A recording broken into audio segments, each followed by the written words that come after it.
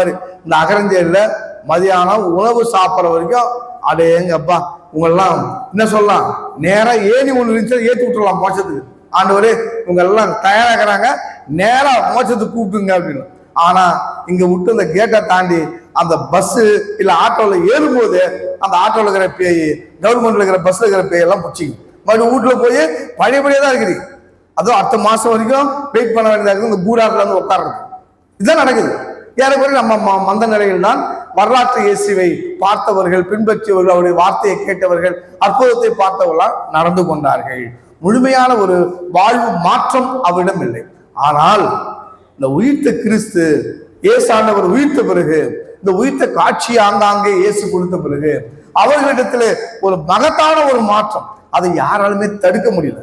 அந்த நம்பிக்கை யாராலையும் கட்டுப்படுத்த முடியல.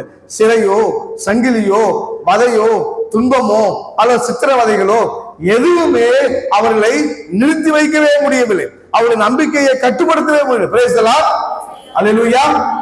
எனவே எதை நான் இங்கே கோடிட்டு காட்ட விரும்புகிறேன் என்றால், உயிர்த்த ஆண்டவருடைய இந்த விழாவை கொண்டாடி முடித்திருக்கிற நாம் இந்த உயிர்த்த கிறிஸ்துவை பற்றி கொள்ள வேண்டும். இந்த நம்பிக்கை நம்முள் பற்றி எறிய வேண்டும். இல்லை என்று சொன்னால் அதெல்லாம் வீணாகிவிடும். எனவே தொடக்கத்தில் இப்படிதான் ஆண்டவருடைய வார்த்தைகளும் ஆண்டவரை பற்றிய ஆசீர்வாதங்களும் நமக்கு மிக அதிகமாக பரவி கொண்டே போகுது. எந்த அளவுக்கு வேதகராமனை அங்கே காலத்த துன்பங்கள் அங்கே கொடுக்கப்பட்டதோ அதை விட அதிகமாக ஆண்டவரை பற்றிய அந்த உயிர்ப்பின் செய்தி, இந்த நற்செய்தி எல்லா இடங்களிலும் பரவ ஆரம்பித்தது. அதான் மிகப்பெரிய மகத்தான உயிர்த்து கிறிஸ்துவுக்கு கிடைத்தது. இதை யாராலும் கட்டுப்படுத்த முடியலை. எந்த அளவுக்கு பரவி இருந்துச்சுனாக்க யோசித்து பாருங்களேன். நீங்களும் நானுமே இன்னைக்கு கிறிஸ்துவ பின்பற்ற அளவுக்கு ஆயிடுச்சு.